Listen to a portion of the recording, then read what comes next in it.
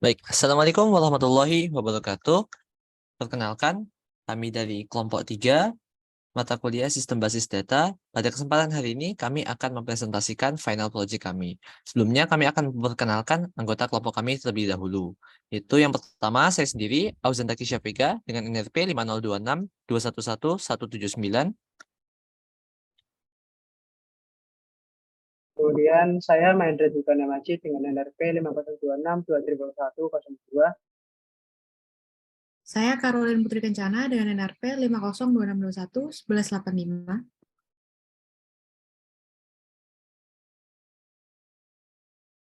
Saya Farhani Wawan dengan RP 50262 11125. Saya Ramadan Lusna dengan NRP 5026211159.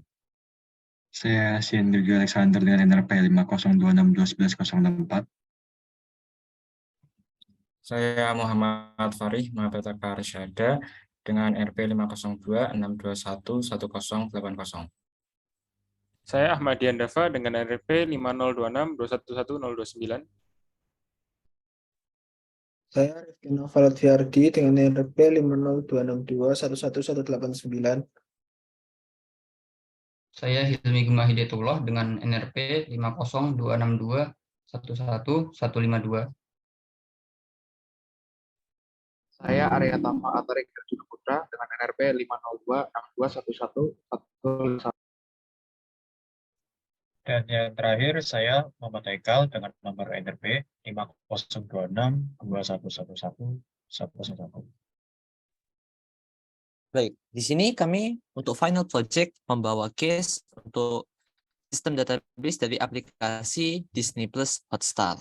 Nah, selanjutnya saya akan menjelaskan problem statement dari project kami. Nah, untuk problem statement sendiri, tujuan dari database Disney Plus Hotstar adalah untuk menjaga data yang digunakan untuk mendukung bisnis dari Disney dalam menyediakan data-data film dan berbagi data dari produsen film kepada user sebagai penonton film. Selain itu, database ini digunakan untuk memanajemen data-data pengguna yang membantu menentukan preferensi pembagian data yang sesuai dengan kebutuhan pengguna. Selanjutnya, untuk storyboard akan dijelaskan oleh Caroline dan Mahendra. Selanjutnya, untuk GUI storyboard, kami memulai dari register page, di mana jika ada user yang belum pernah login atau terdaftar, maka akan muncul halaman untuk registrasi nama dan gender, juga opsi jika tidak ingin menerima berita terkini maupun penawaran khusus. Lalu lanjut ke login page, di mana user nantinya akan memasukkan nomor telepon, lalu klik tombol lanjutkan.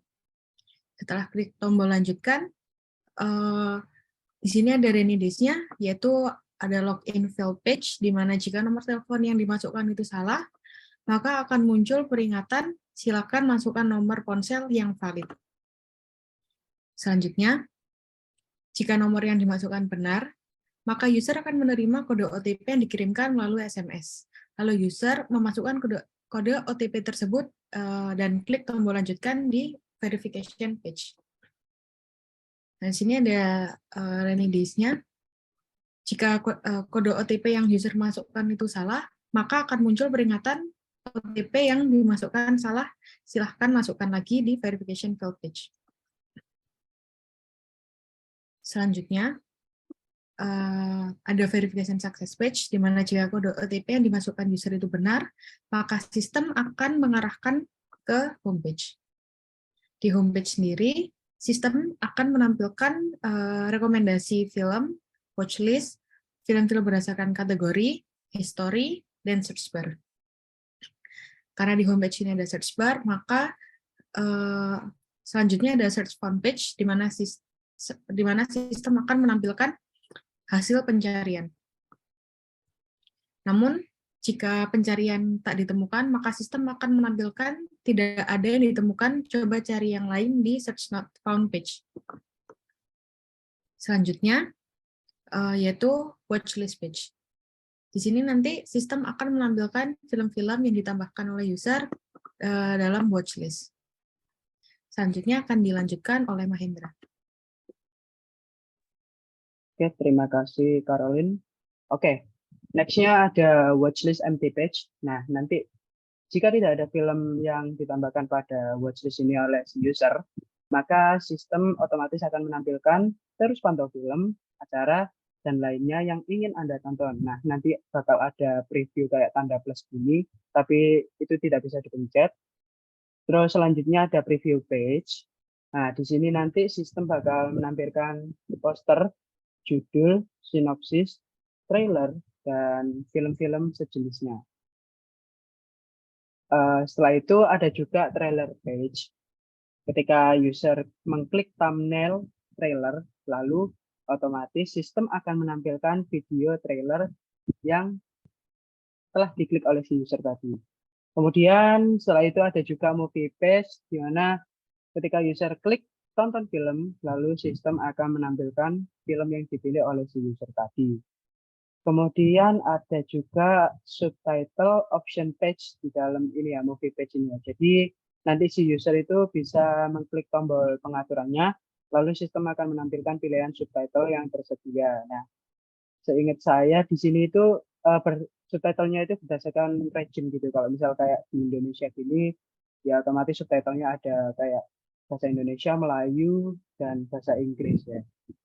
Kemudian ada juga subtitle non-available page, di mana jika film tidak memiliki subtitle, maka sistem tidak akan menampilkan pilihan subtitle. Selanjutnya, masih di pengaturan, ada audio dan subtitle option page.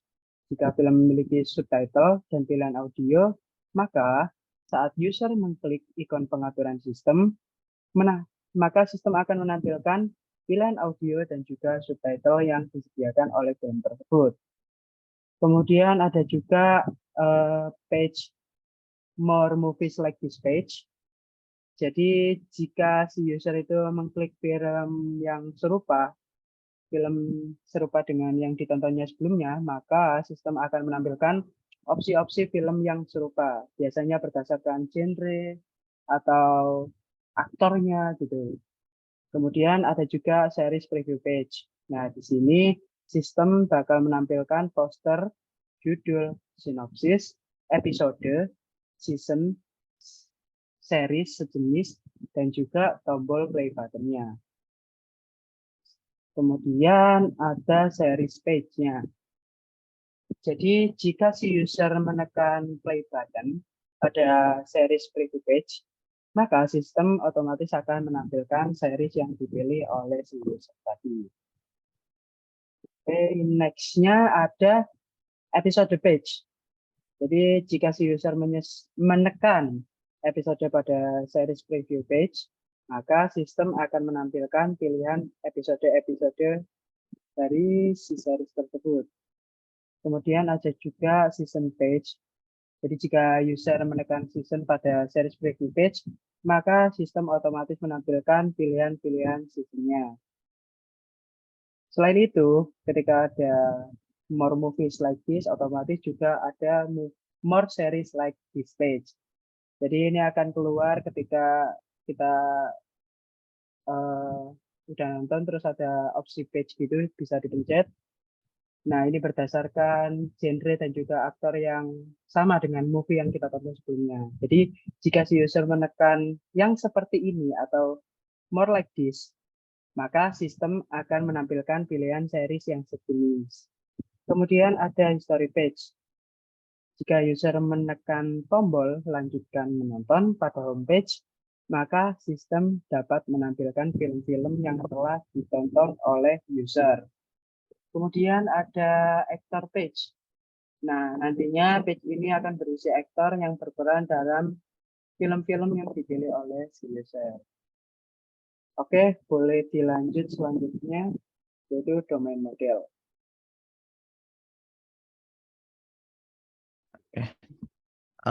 Baik, jadi selanjutnya itu ada domain model. Nah, sebelum itu aku bakal jelasin dulu definisi dari entity-entity yang ada di FP hal ini ya. Nah, itu yang pertama ada account. Account itu merupakan akun pengguna skala logikal. Salah satu account bisa memiliki berapa user. Yang kedua itu ada user. User itu merupakan pengguna secara fisikal yang terkait dengan device yang telah login pada aplikasi Disney Plus Hotstar. Yang ketiga itu ada film. Nah, film itu merupakan tontonan berupa movie maupun film serial. Yang keempat itu ada genre, yaitu kategori atau tema dari suatu film. Nah, satu film bisa memiliki lebih dari satu genre. Nah, yang kelima, language. Nah, language itu merupakan bahasa yang digunakan untuk subtitle dan audio. Nah, selanjutnya yang keenam ada subtitle, yaitu teks dialog dengan bahasa tertentu yang muncul di bagian bawah layar. Yang ketujuh ada audio, yaitu dialog audio dengan bahasa tertentu yang dapat dipilih oleh pengguna. Yang ke-8 ada seasonal, yang terbaru yaitu pengelompokan sekumpulan film berdasarkan hari raya besar. Yang 9 ada trailer, merupakan cuplikan film yang akan segera tayang melalui video. Salah satu film bisa memiliki beberapa trailer. Nah, yang baru juga ada aktor, yaitu tokoh pemeran dalam film dan series. Selanjutnya ada watchlist, daftar berfungsi untuk menyimpan film yang ingin ditonton pengguna. Yang ke-12 ada history, yaitu daftar berfungsi untuk menyimpan film yang ditonton pengguna. Nah, yang baru juga yaitu yang 13 recommendation, yaitu saran film dalam kategori tertentu yang ditawarkan oleh sistem kepada user. Selanjutnya untuk domain modeling akan saya jelaskan. Dan di sini dapat dilihat bahwa domain modeling dari Disney Hotstar ya seperti ini, dan udah ditambahkan dari fitur-fitur kami. Pertama ada akun. Di sini entity akun has a user, dan has a recommendation, has a history, dan has a watchlist. Itu hubungannya seperti yang sudah dijelaskan di definisi tadi. Kemudian dari recommendation ini juga has a genre. Jadi dari rekomendasinya itu genrenya apa aja gitu. Mungkin selanjutnya dilanjutkan oleh teman saya. Baik, selanjutnya di sini ada film, di mana film ini has a seasonal, di mana seasonal tadi seperti yang sudah dijelaskan, pengelompokan sekumpulan film berdasarkan hari raya besar.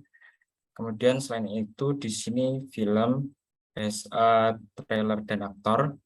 Kemudian film has a subtitle dan audio, di mana subtitle adalah teks dialog dengan bahasa tertentu yang muncul di bagian bawah layar. Kemudian untuk audio, audio adalah dialog audio dengan bahasa tertentu yang dapat dipilih oleh pengguna.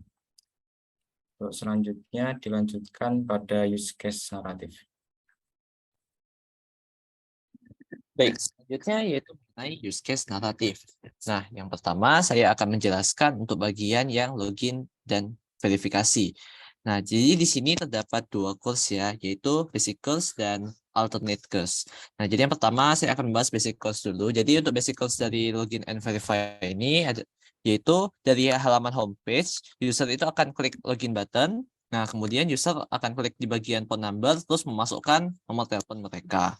Nah, user kemudian klik next button untuk memverifikasi akun mereka. Nah, sistem itu akan mengecek nomor telepon. Nah, untuk melihat apakah nomor telepon itu benar atau salah. Nah, jika nomor telepon itu benar, maka sistem akan mengirimkan kode OTP melalui SMS verifikasi.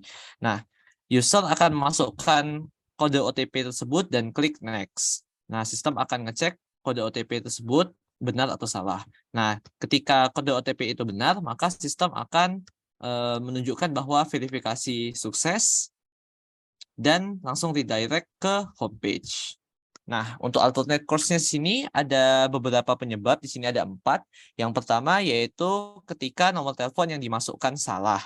Nah, maka sistem akan menampilkan pesan bahwa user memasukkan nomor telepon yang salah dan meminta user untuk mengisi ulang. Nah, yang kedua yaitu kode OTP yang salah. Nah, jadi sistem itu akan menampilkan pesan bahwa user memasukkan kode OTP yang salah dan akan meminta user untuk memasukkan ulang. Nah, yang ketiga, user tidak menerima SMS kode OTP. Nah, sistem akan menghitung mundur 9 detik dan kemudian menawarkan pengguna untuk mengirim ulang kode OTP melalui telepon. Nah, yang terakhir itu ketika user tidak terregistrasi. Nah, sistem ini akan menampilkan register page. Nah, di mana akan meminta user untuk memasukkan nama lengkap mereka dan memilih gender. Juga ada opsi apabila user ini tidak mau menerima pemberitahuan melalui pesan. Nah, seperti itu. Selanjutnya untuk use case naratif pilih film akan dijelaskan oleh Shane. Untuk use case pilih film, untuk basic course-nya, jadi untuk di page mana nge-display suatu film, user dapat menekan film yang ingin dipilih user dan dibawa ke movie preview page. Dan untuk alternate course-nya ada 2, yaitu jika user mengenable ad blocker sama user menggunakan unsupported browser. Jadi untuk yang ad blocker, sistem akan mendisplay error message, yaitu bertuliskan looks like something has gone wrong, please check your network and retry, yang membuat user ingin mencoba lagi dan mendisable ad blocker, lalu restart browser dan mencoba lagi. Lalu untuk yang kedua, jika user menggunakan unsupported browser, sistem akan mendisplay error message failed to initialize player, yang membuat user mengganti browser, menggunakan browser yang sudah disupport, seperti Google Chrome, Mozilla Firefox, or Safari, lalu untuk clear browser cookies dan mencoba lagi.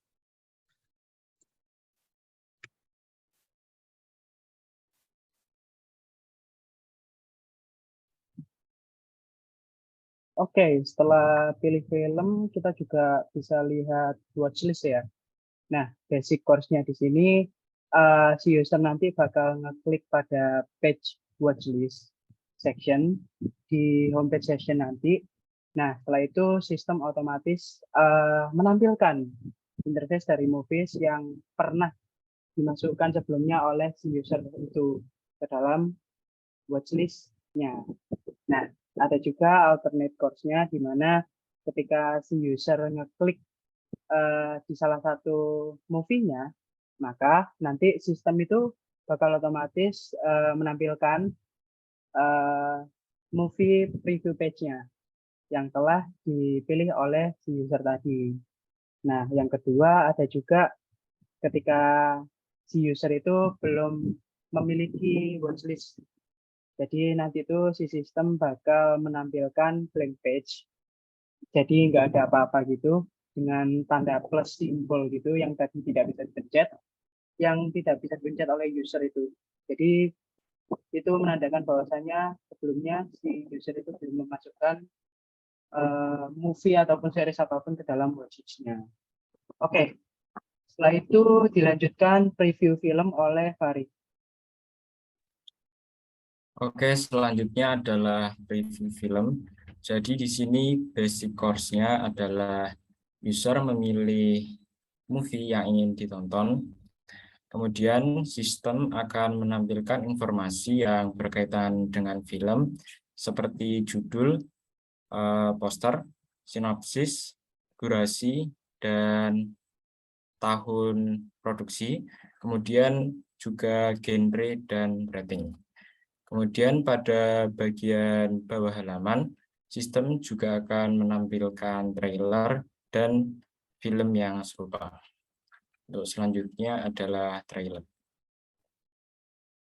Selanjutnya untuk trailer sendiri, ini user akan otomatis masuk ke dalam trailer dan otomatis terputar videonya, dan kemudian user dapat melihat di situ ada judul, kemudian ada genre dari film tersebut dan batasan usia serta deskripsi dari trailer dari video tersebut. Kemudian untuk yang setelah trailer selesai, maka otomatis trailer tersebut akan berpindah ke trailer dari film setelah ini. Itu untuk basic course dari trailer. Selanjutnya adalah seasonal.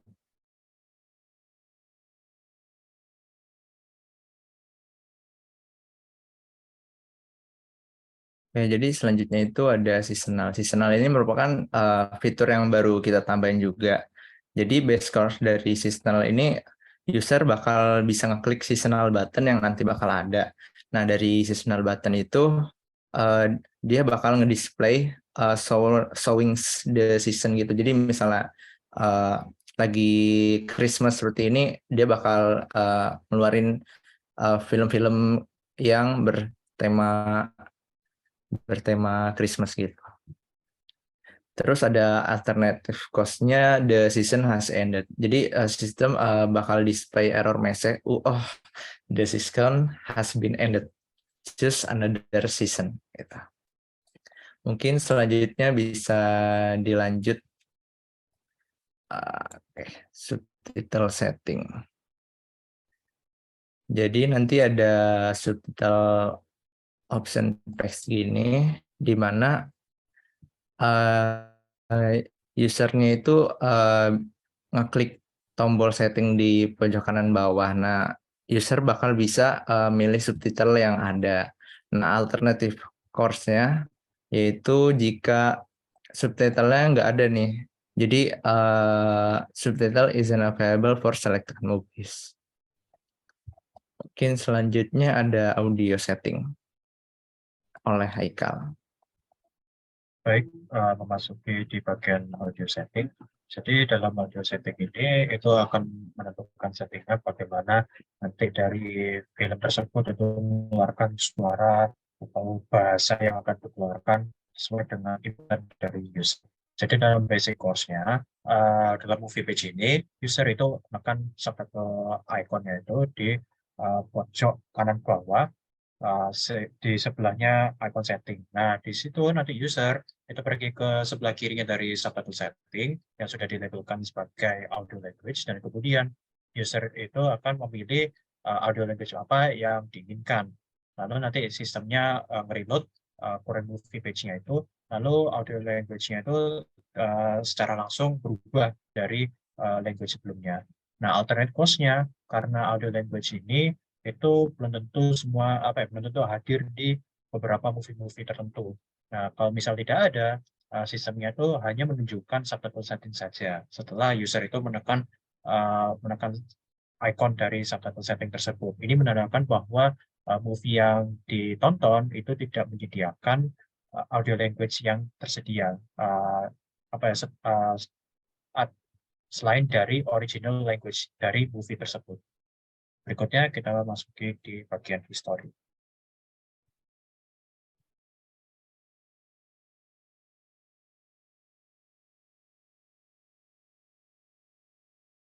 Baik, untuk masuki di bagian history ini,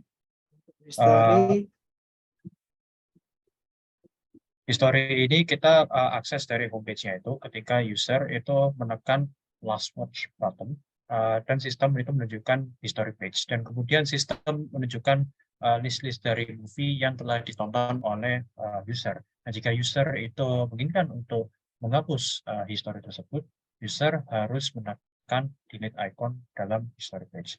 Dalam alternate course-nya, jika tidak terdapat movie history-nya, maka sistem akan menampilkan history page dengan pesan history not found.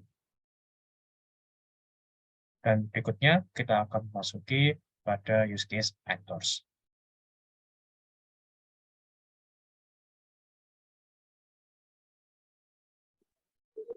Sekarang actors itu bisa digunakan untuk mencari aktor-aktor pemeran di dalam film. Itu bisa dicari mereka berperan di film apa saja.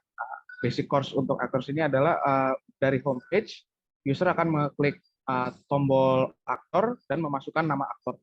Jika sistem akan menunjukkan halaman aktor di mana user bisa mengklik film-film yang difiturkan oleh aktor tersebut, yang di mana dia sudah berperan, dan user akan ditujukan ke halaman-halaman film-film tersebut, dan user bisa ke halaman aktor dengan mengeklik display feature actors button, dan kemudian mengeklik tombol tersebut, aktor akan muncul dari yang movie yang sedang dicari. Ada alternate course, yaitu di mana aktor atau actress itu tidak ada dalam sistem. Di sini jika user mencari aktor atau actress yang tidak terdaftar dalam sistem, halaman akan menunjukkan error message actor or actress does not exist. Please enter the available artist, di mana user harus memasukkan aktor atau aktris yang sudah terdaftar di dalam sistem.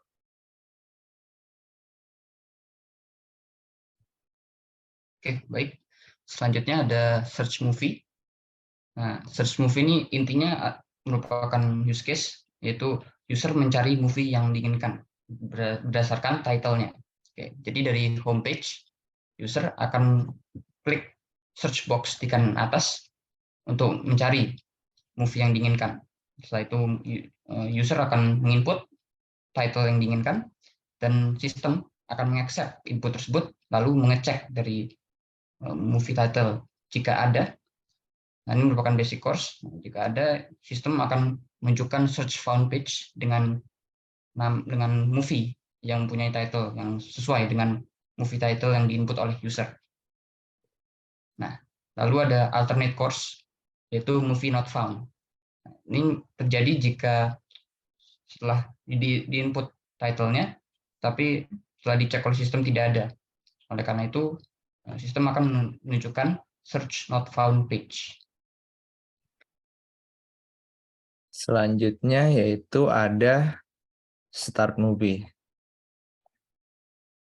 Nah, start movie itu basic course-nya, the user will click the play button in the movie page, and then the system will play the movie or series that selected. Nah, alternate course-nya is user enable ad blocker. The system will display an error message, like something has gone wrong. Please check your network and let tree, and prompts the user to disable the ad blocker and restart the browser and try again. Nah. Oke, mungkin segitu aja. Tapi saya highlight lagi kalau yang fitur baru itu ada seasonal actors. Nah, nanti juga ada hasil dari Robust itu ada start movie atau series. Nah, selanjutnya bakal dilanjutin ke use case diagram.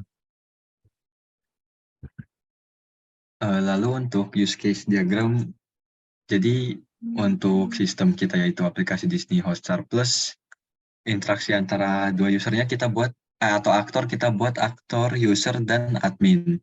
Di mana user dapat login, verify, lalu admin ini akan membuat akun Hotstar untuk user, lalu user bisa melakukan fitur-fitur yang lainnya seperti search movie, preview film, pilih film, start movie atau series, add watchlist, change audio setting, change subtitle settings, melihat trailer. Nah, dari situ-situ admin akan nge-study user preferences, lalu nge-recommend konten-konten atau film atau series lainnya ke user berdasarkan preferences user itu. Lalu untuk fitur tambahannya, jadi user dapat juga memilih film berdasarkan season dan juga untuk melihat aktor dari film-film atau mencari aktor. Lalu dilanjutkan robustness.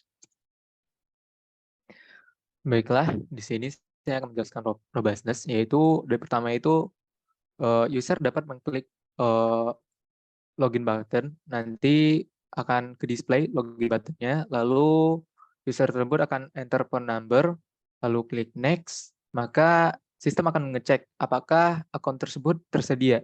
Jika tidak tersedia, maka akan menampilkan account not register, lalu pergi ke register page, dan akan menampilkan register page. Nah, itu juga akan sistem mengambil datanya itu dari entity account-nya. Nah, jika akun tersebut ada, maka apakah phone number-nya itu ada atau correct gitu. Jika tidak, maka akan ke display a message the user input wrong phone number. Nah, jika phone number-nya correct, maka sistem akan send OTP code by SMS. Nah, apakah OTP itu kode OTP-nya diterima? Jika semisalnya tidak, dalam 9 detik, maka OTP tersebut bisa dipilih melalui panggilan. Jika semisalnya OTP tersebut sudah diterima, maka user dapat memasukkan OTP kode tersebut. Nah, lalu sistem akan mengecek apakah kode OTP tersebut benar atau salah. Nah, jika salah, maka user dapat menginput OTP kodenya lagi atau kode OTP-nya lagi. Nah, jika sudah benar, maka sistem akan mengambil data dari entity akunnya. Nah, setelah sistem mengambil data, maka akan dibawa ke bagian homepage. Nah, di bagian homepage, kita dapat mengambil history dari account tersebut. Misalnya historinya ada, maka user dapat mengklik last watch atau history button-nya, sehingga akan dibawa ke history page. Nah, jika semisalnya historinya tidak ada, maka user akan dibawa ke empty history page. Nah, di homepage juga kita bisa melihat seasonal button. Nah, itu salah satu fitur yang ditambahkan tadi. Nah, jika di seasonal button itu ada gitu, jika sistemnya mengecek ada, maka dia akan bawa ke seasonal page. Lalu user dapat klik on the season, lalu user tersebut akan dibawa ke preview page di bagian film tersebut. Jika semisalnya tidak ada, maka user akan dibawa ke empty history page atau di bagian season tersebut. Nah, selanjutnya yaitu di homepage juga user tersebut dapat klik actor button. Nah, terus enter actor name. Jika aktor tersebut ada, maka search actor found page. Masuk ke click on the actor, lalu masuk ke actor page, lalu sistem akan mengambil data-data dari entity aktornya. Nah, aktor-aktor tersebut juga dapat dipanggil melalui movie page karena di sana juga ada display untuk aktornya. Selanjutnya akan dijelaskan oleh teman saya. Baik, selanjutnya kita balik lagi ke homepage. Nah, pada kali ini kita akan menuju ke klik search box, dan ini merupakan fitur yang paling penting karena di sini kita bisa mencari film apa yang kita ingin tonton. Nah, dari klik search box di sini, lalu kita memasukkan enter movie title-nya, lalu sistem memastikan bahwa apakah movie ini ada atau tidak dengan mengambil entity dari movie dan series. Jika tidak, maka memunculkan sebuah search not found page yang berisi pesan display movie not found, dan user bisa memasukkan search box yang lagi untuk menginput movie title yang benar. Lalu jika yes, maka akan menuju ke search found page yang akan mendisplay movie-movie yang sesuai dengan inputnya tersebut, sesuai dengan juga entity movie dan series yang telah ada di database. Berikutnya kita ke bawah lagi. Ya, kita bisa menekan salah satu dari series atau movies yang akan ditonton. Di sini kita bisa mengecek apakah browsernya support atau enggak.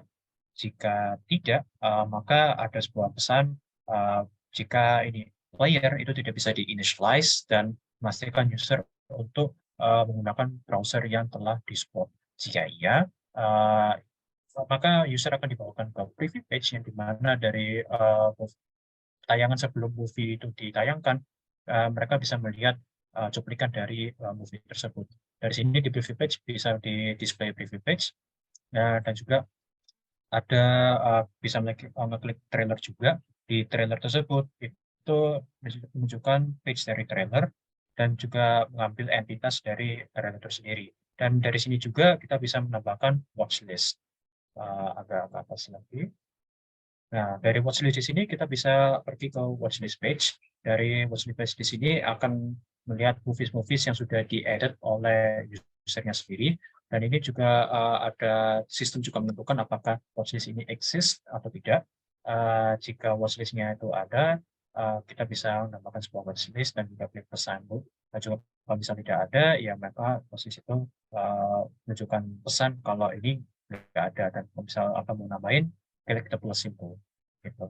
Lalu ketika watchlist itu ditekan, kita bisa balik lagi ke homepage untuk menonton kembali watchlist yang telah ditentukan oleh user itu sendiri.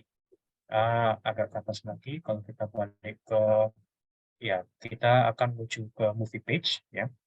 Dari sini movie page kita bisa ngeklik movie-nya untuk menonton movie-nya, diambil dari entitas film. Dan juga dari movie page ini kita juga terkoneksi dengan fitur yang baru yaitu aktor. Dari sini dari movie page kita display feature actors yang dalam filmnya itu dari entitas aktor, dan ketika kita klik pada aktor itu akan dibawakan ke actor page. Gitu. Dari movie page juga selain display movie page, kita juga bisa mengklik setting yang sudah ada, dan juga kita bisa menentukan apakah subtitle itu ada. Jika iya, maka subtitle itu bisa diubah. Jika tidak, subtitle itu menunjukkan bahwa kalau di sini itu nggak ada, gitu, atau yang tersedia saja, gitu. Dan ini mengambil dari entitas dari subtitle itu sendiri, gitu. Lalu untuk audio, kalau audio ini mengambil dari entitas dari audio. Jika tidak, maka dari movie page-nya itu hanya mendisplay audio yang tersedia saja atau mungkin saja tidak tersedia. Jika iya, maka kita bisa mengklik audio setting-nya itu dan kita bisa memilih audio apa yang kita inginkan, dan movie bisa menggunakan audio yang baru. Oke, agak diri lagi ya, saya rasa cuma itu saja dari business analysis. Bisa dilanjutkan. Baik, saya lanjutkan di bagian kelas diagram.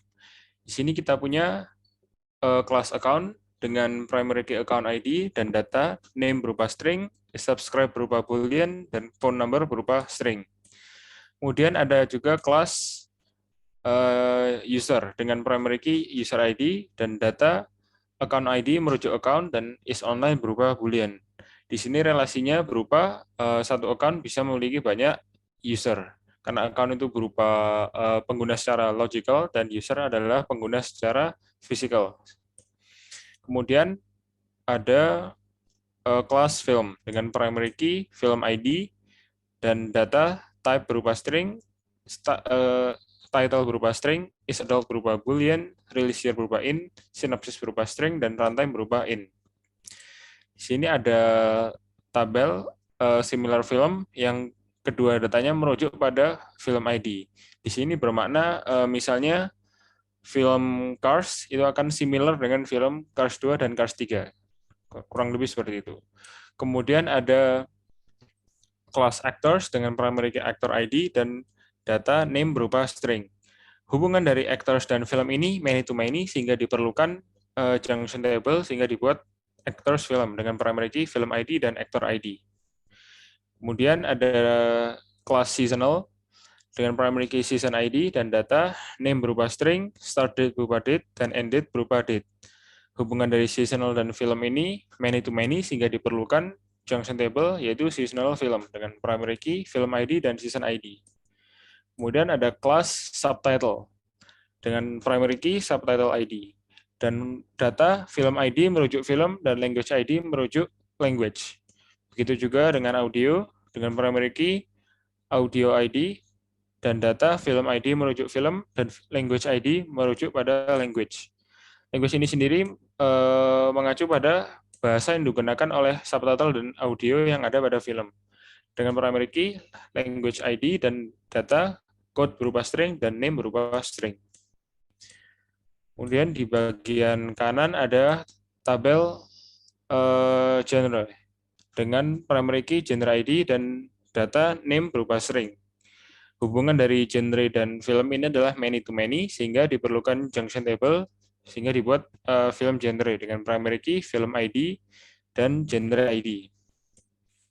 Kemudian ada kelas recommendation sehingga maknanya satu pengguna bisa direkomendasikan oleh sistem film-film dalam genre tertentu sehingga meningkatnya pada genre bukan pada film dengan primary key, account ID, dan genre ID secara bersamaan.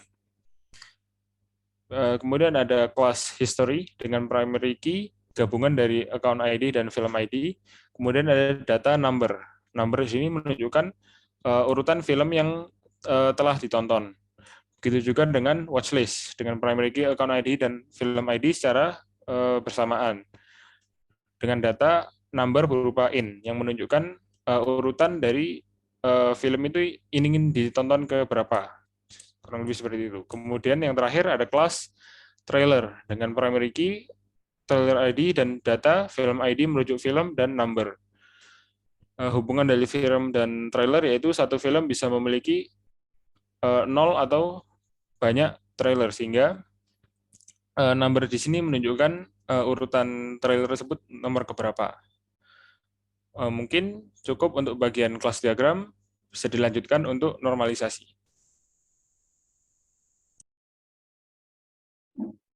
Baik, ini merupakan normalisasi yang kami lakukan.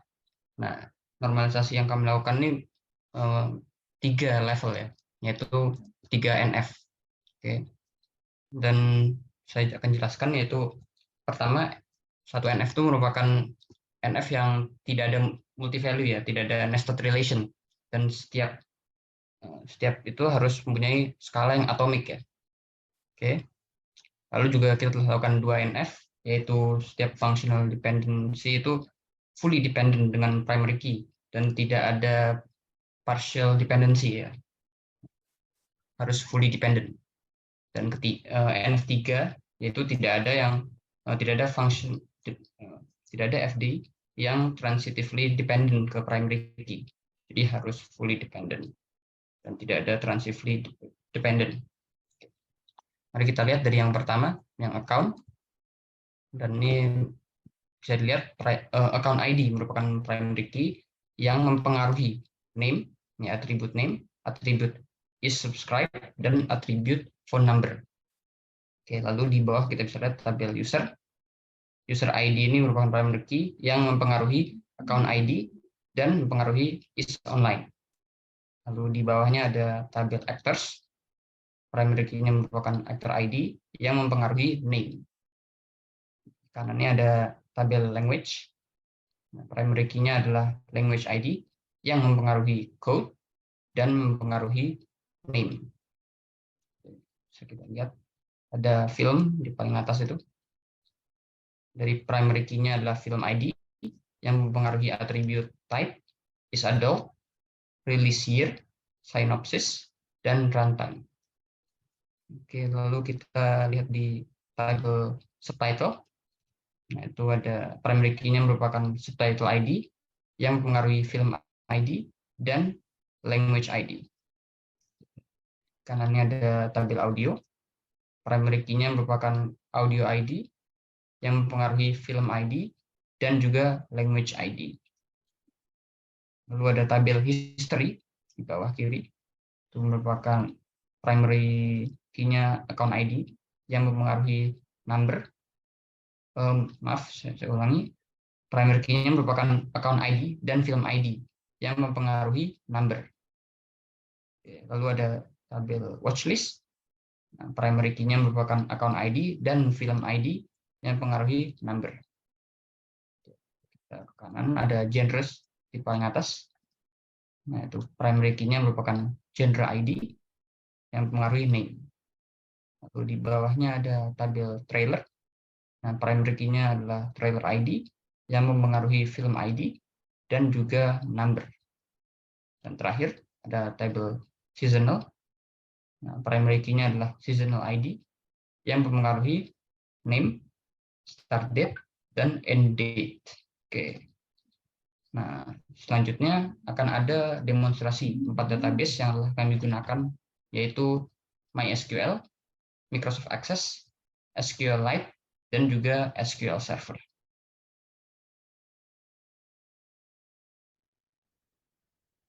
Selanjutnya saya akan menunjukkan relasi dari tiap-tiap tabel yang telah kami buat di Microsoft Access. Jadi begini buat tampilan relasinya. Terus kelebihan dari Microsoft Access sendiri yaitu yang pertama, GUI-nya cukup bagus dan lebih mudah dipahami untuk tampilan dari aplikasinya sendiri. Terus yang kedua, mudah untuk ngeset foreign key-nya, untuk membuat foreign key-nya itu lebih mudah. Namun kekurangan dari Microsoft Access sendiri yaitu yang pertama, untuk set constraint-nya itu cukup lebih sulit dibandingkan yang lain. Lalu tipe datanya di sini itu lebih terbatas. Dan yang ketiga, di Microsoft Access ini itu tidak bisa dari 2 foreign key menuju ke satu tabel yang sama. Contohnya pada tabel similar film ini, di mana data-datanya ini kan semua foreign key. Nah, dia itu menuju ke satu tabel yang sama, yaitu merujuk ke film ID. Sehingga dibutuhkan junction table film satu ini, di mana film dan film satu ini sebenarnya tabel yang sama.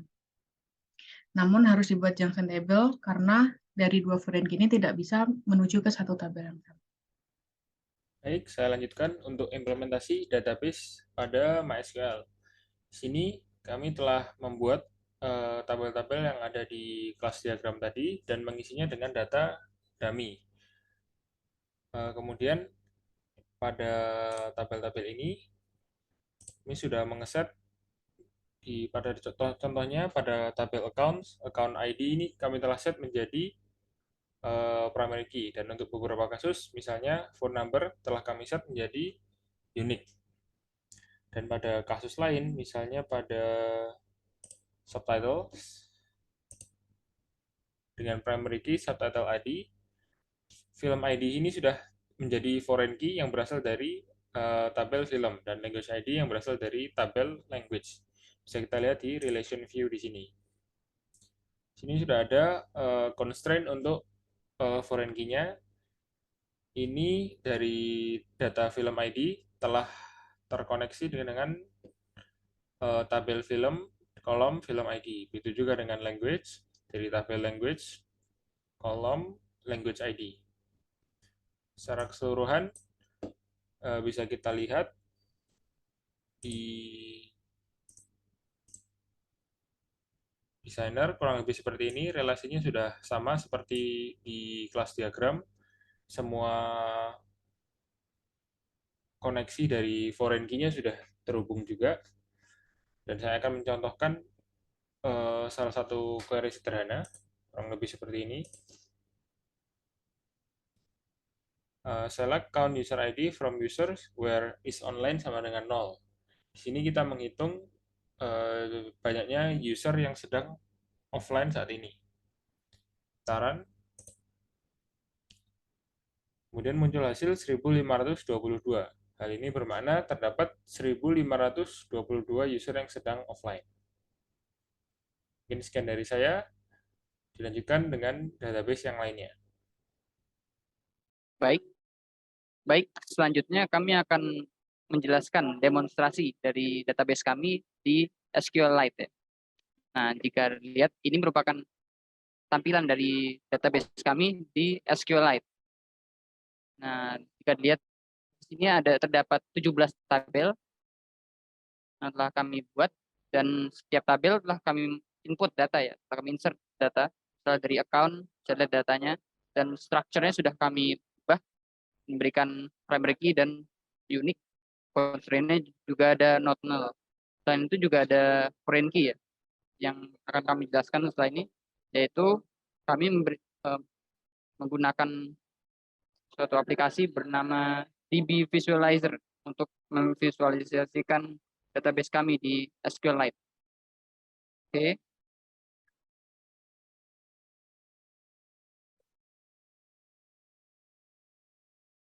Nah, ini merupakan visualisasi dari database kami di SQLite. Mungkin bisa saya mulai dari paling atas, yaitu ada tabel aktor dengan primary key actor ID, dan selanjutnya ada actors film di bawahnya. Tabel actors film ini mempunyai primary key yaitu actor ID dan film ID. Dan dari actor ID ini merupakan foreign key yang merefer ke tabel actors. Selain itu ada film ID yang foreign key merefer ke films, tabel films. Selanjutnya ada film genre yang mempunyai primary key yaitu film ID dan genre ID. Dan film ID ini merupakan foreign key ke films, tabel films, dan genre ID merupakan foreign key yang refer ke genres ya, di atas ini. Oke, lalu kita lihat tabel genres ini mempunyai primary key yaitu genre ID, Dan selanjutnya ada tabel recommendation yang mempunyai primary key yaitu account ID dan genre ID. Dan account ID ini merupakan foreign key yang merefer ke accounts. Sedangkan genre ID merupakan foreign key yang merefer ke genres. Oke, dan ini sebenarnya menunjukkan bahwa genres dan accounts ini many to many, sehingga ada junction table di tengah-tengahnya. Oke, selanjutnya ada accounts. Tabel accounts ini punya primary key yaitu account ID. Dan di sebelah kanannya ada tabel users. Dan tabel users ini mempunyai primary key yaitu user ID dan juga mempunyai foreign key yaitu account ID yang merefer ke tabel accounts. Selanjutnya ada tabel watchlist dengan primary key yaitu account ID dan watchlist number. Dan foreign key-nya yaitu account ID yang merefer ke accounts. Dan juga ada foreign key yaitu film ID yang merefer foreign ID film ID yaitu yang merefer ke films, ya, tabel films. Selanjutnya ada tabel history dengan primary key yaitu account ID dan history number. Dan account ID ini merupakan foreign key yang merefer ke tabel accounts. Sedangkan ada film ID yang merupakan foreign key merefer ke tabel films. Selanjutnya akan dilanjutkan oleh teman saya. Baik, selanjutnya di sini ada tabel trailers. Jadi di tabel trailers ini ada satu foreign key yaitu trailer ID dan satu foreign key yaitu film ID yang merefer pada tabel film. Kemudian selanjutnya ada tabel similar key. Di sini terdapat dua primary key yaitu film ID dan similar film ID. Pada film ID merefer dan market ini sama dengan deskripsinya yaitu kedua film ini film yang dirupai jadi akhirnya tentunya juga tidak sama. Kemudian selanjutnya ada seasonal film dan tabel seasonal. Jadi di sini hubungan antara tabel film dan seasonal merupakan many to many dengan junction table seasonal film. Jadi di sini tabel seasonal film ini sebagai junction table untuk hubungan many to many dari tabel film dan seasonal. Nah, di sini di tabel seasonal terdapat satu primary key yaitu seasonal. Dan selanjutnya ada tabel subtitle. Di sini terdapat satu primary key yaitu ID dan brand key yaitu film ID dan language ID. Nah, di sini primary key film ID merefer pada tabel seasonal dan language ID merefer pada tabel language. Kemudian di sini ada di mana terdapat satu foreign key yaitu ID yang kemudian selanjutnya di sini ada dua foreign key yaitu film ID yang merefer pada tabel film dan foreign key language ID yang merefer pada tabel languages. Kemudian selanjutnya ada tabel languages yang mempunyai satu foreign key yaitu language ID.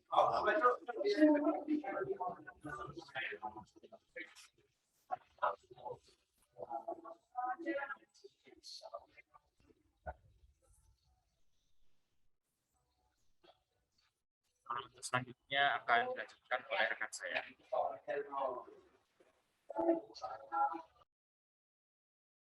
Oke, selanjutnya saya di sini akan mensimulasikan beberapa query di database yang telah kami buat.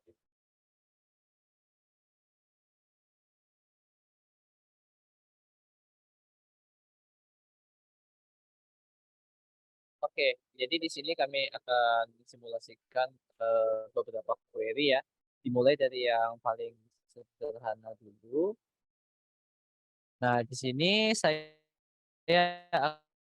akan mencoba menampilkan misalnya dari satu tabel dulu ya, dari satu tabel yang sama yaitu tabel film. Nah, jadi kita akan menampilkan judul film sama tahun rilisnya.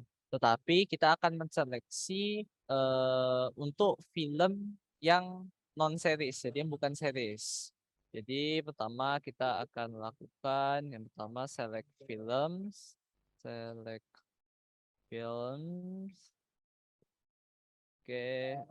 dot title,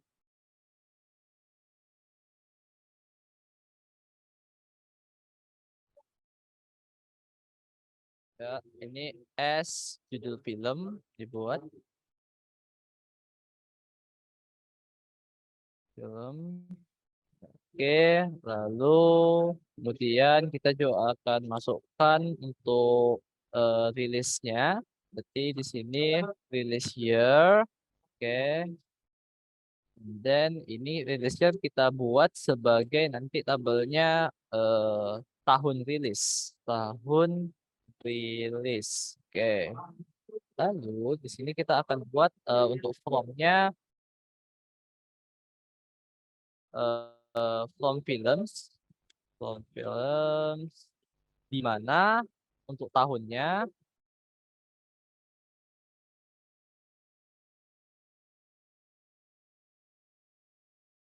untuk tahun rilisnya itu adalah tidak sama dengan 0.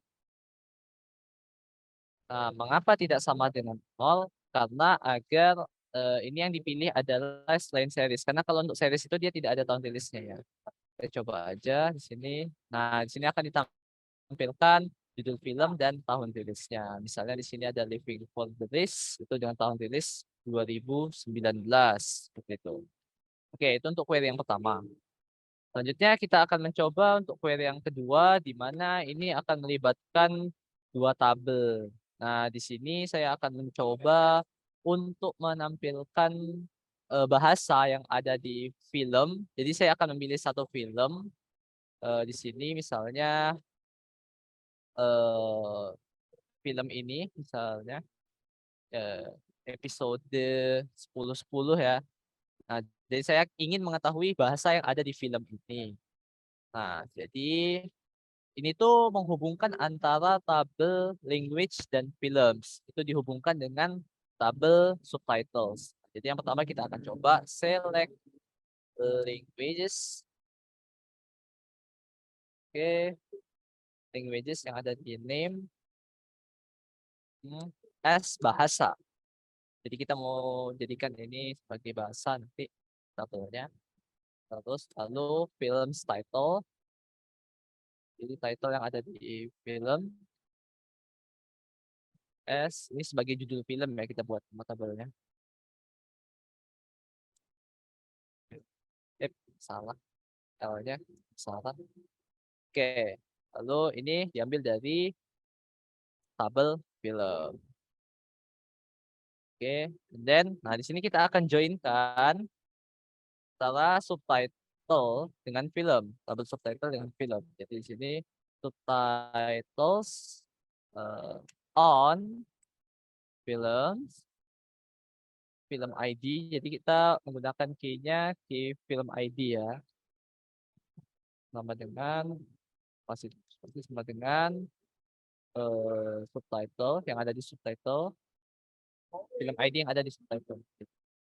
Oke, lalu kita akan hubungkan lagi join languages yang yaitu language ID yang ada di subtitle dengan language ID yang ada di languages. Jadi subtitles, language ID, itu languages.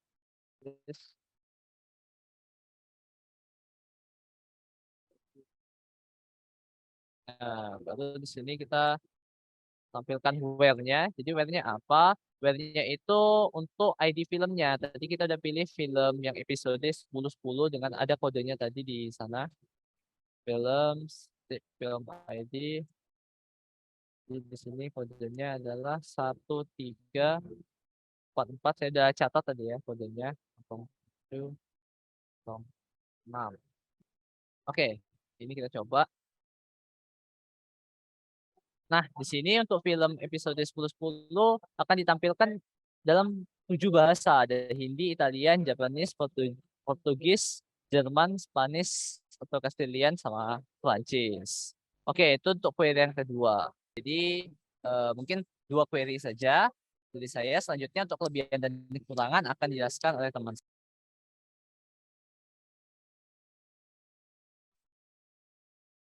Kelebihan dan kekurangan saya melihatnya dengan database DBMS lainnya. Saya mengambil MySQL dari beberapa pertanyaan. Untuk SQLite sendiri kurangnya hanya memberikan datanya sedikit saja, seperti block, integer, null, text, dan detail. Bahkan ada MySQL tipe data yang dukung sangat banyak, contohnya kayak integer, dan sebanyak lainnya. Dari 2 itu dapat disimpulkan bahwa MySQL ini lebih fleksibel dan lebih support dari sisi tipe data. Kemudian untuk kedua, SQLite ini bisa lebih efektif apabila mengikuti skenario berikut. Pertama, saat kita mengembangkan aplikasi yang sekarang itu masih kecil-kecilan lah, jadi ya belajar itu SQLite ini cocok. Terus kedua, untuk proyek kecil-kecilan itu juga saya rasa masih cocok ya, karena nggak perlu database yang besar-besar. Terus kedua, untuk development dan pengujiannya itu sifatnya masih dasar, jadi untuk belajar itu masih cocok. Terus kedua, untuk skenario MySQL ini cocok apabila pertama user atau maksudnya pengguna membutuhkan akses untuk ke aplikasi. Terus kedua, untuk user membutuhkan keamanan ekstra dan autentikasi yang sangat kuat. Terus ketiga, apabila aplikasi ini membutuhkan database yang kapasitasnya itu besar, cocok menggunakan SQL. Terus selanjutnya, MySQL ini juga cocok untuk database yang maksudnya aplikasi yang berbasis dengan website. Jadi websitenya itu connect dengan database MySQL. Kemudian untuk kelebihan dan kekurangan SQL lainnya dibanding SQL, yang pertama, kelebihan SQL ini berbasis file, jadi mudah diatur. Kedua, aplikasinya ini kan tipenya light ya, atau gitu, jadi mudah. Kemudian untuk sintaks-sintaks yang digunakan ini ya standar, cuma terlalu signifikan. Kemudian untuk kekurangannya sendiri, pertama, fiturnya itu masih minim untuk user management dan keamanan. Terus kedua, skalanya saya sudah sebutkan tadi bahwa hanya skalanya kecil, dan database yang disupport terlalu besar seperti MySQL. Kemudian kekurangannya, SQLite ini juga nggak bisa dikustomisasi. Kemudian dalam segi query, SQLite ini juga nggak bisa dialter, sehingga harus menggunakan create table. Yang kekurangan terakhir, untuk SQLite ini juga nggak bisa menampilkan visualisasi dari itu. Jadi apabila di MySQL itu kan, jadi kita tahu visualisasi dari database yang kita buat. Cuma kalau di SQLite itu nggak bisa. Jadi kami menggunakan aplikasi bantuan itu DB Visualizer. Selanjutnya untuk kelebihan SQL, MySQL ini mudah digunakan dan sering digunakan. Kemudian untuk fitur keamanan juga sudah pilih. Kemudian database-nya kan besar seperti saya bahwa cocok lah buat pembuatan aplikasi itu. Terus untuk kekurangannya MySQL ini ada beberapa. Yang pertama, untuk menjalankan SQL ini memang membutuhkan keahlian teknis untuk melakukan pengaturan dan konfigurasi. Terus yang terakhir, untuk MySQL ini sintaksnya ada sedikit perbedaan dibandingkan SQL konvensional, sehingga memang diperlukan terbiasa. Mungkin untuk penjelasan kelebihan dan kekurangan dari SQL ini itu dari saya. Terima kasih atas perhatiannya. Oke, baiklah. Pada kesempatan kali ini, saya Rahman Rusna dan Shane Alexander akan menjelaskan tentang proyek kami, yaitu mengimplementasikan database itu ke aplikasi SQL Server. Nah, untuk menyalakan SQL Server-nya, pertama-tama kita ke SQL Server Configuration Manager. Karena start mode-nya manual, kita harus run terlebih dahulu. Lalu kita ke SSMS atau SQL Server Management Studio, lalu mengkonekkan dengan server di laptop kita untuk mengakses database-database yang kita telah buat. Oke, selanjutnya yaitu kita bisa memilih database, yaitu dengan membuka database tersebut, lalu memilih database kita. Nah, di sini project-nya bernama Final Project. Bisa dibuka. Nah, di sini terdapat database diagram dan tabel. Nah, database diagram di sini yaitu untuk menunjukkan struktur dari database kita.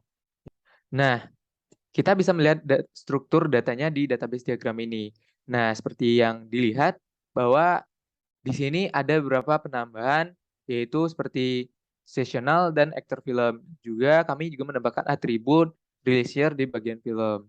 Nah, untuk fitur terbaru tersebut di seasonal itu bermaksud untuk mengelompokkan film tersebut ke dalam hari-hari besar atau jika hari-hari besar tersebut ada film-film yang khusus untuk hari itu gitu.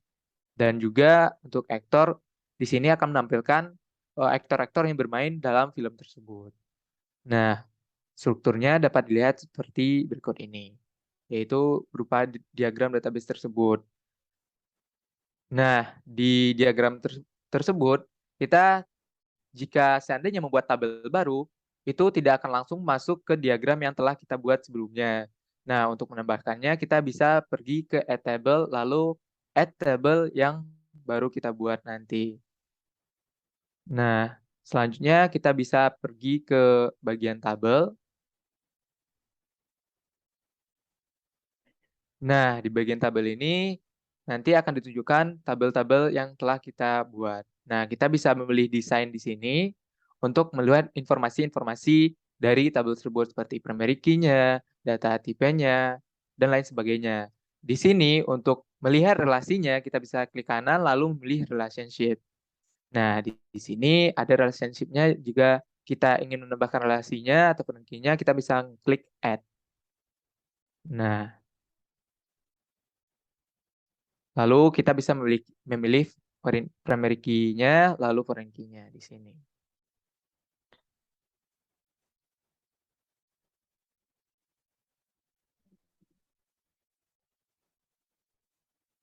Terus apa lagi?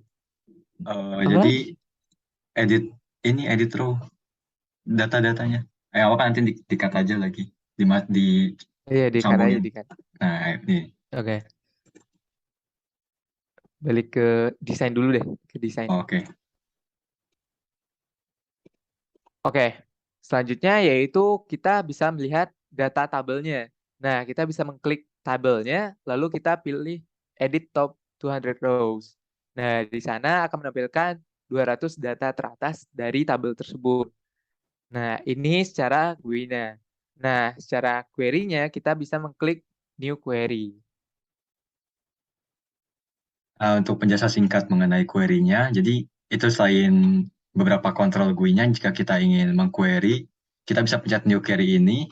Dan perlu diingat juga beberapa sintaks pada SQL Server itu tidak sama seperti MySQL dan SQLite. Nah, lalu misalnya saya ingin select data dari tabel yang sama tadi, di SQL Server juga terdapat auto suggest seperti ini, jadi lumayan membantu.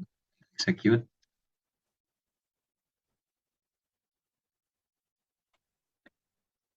Oh iya kan tadi database-nya namanya Final Project, baru diubah. Nah, kita bisa lihat data-datanya. Nah, lalu jika kita ingin misalkan kita ingin melihat film title sama genre name sama film ID-nya dari 3 entity ini, kita bisa query-kan juga di use database-nya. Lalu kita bisa select films, auto suggest lagi film ID. Jadi bisa meng-auto suggest nama entity atau tabelnya dan juga isinya. Film title, genre name. Kita menerjoinkan pertama dari entity film terlebih dahulu.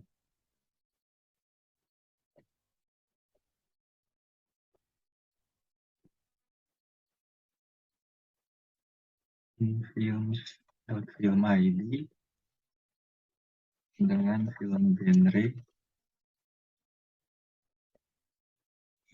film ID dan kurung, lalu kita energikan kembali genres on film genre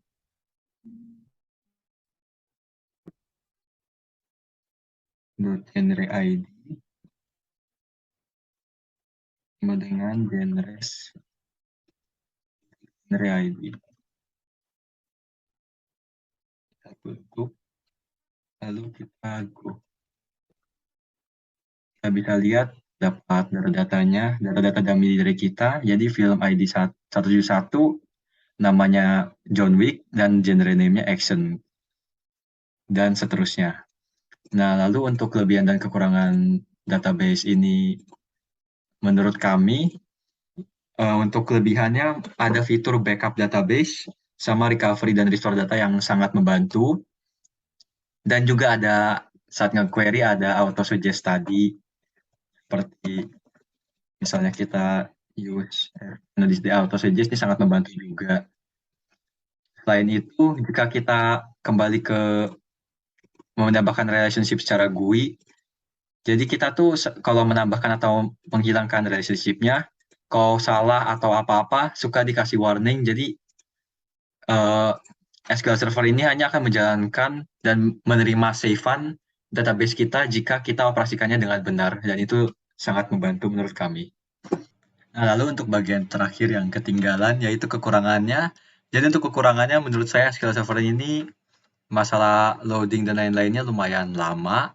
Lalu GUI-nya pada awal tuh sangat membingungkan, jadi saya harus cari seperti tutorial-tutorial dulu di YouTube dan lain-lain. Mungkin bukan membingungkan, tapi lebih cocok untuk yang udah akan memakaikannya untuk suatu proyek di kerjaan tertentu, jadi perlu mempelajarinya. Atau untuk yang sudah ahli. Untuk kekurangan lainnya, jika misalnya kita ingin memodelkan hal baru atau menambahkan atau mengupdate sesuatu di database kita, untuk melihat dalam beberapa kasus untuk melihat perubahannya kita harus save terlebih dahulu dan nge-restartnya. Karena saya kadang coba untuk merefresh dan tidak muncul, harus di restart baru muncul. Mungkin seperti itu saja untuk presentasi kami mengenai final project kita di SQL Server. Terima kasih banyak atas waktunya dan perhatiannya, dan mohon maaf atas segala kesalahan yang terjadi di video ini. Terima kasih.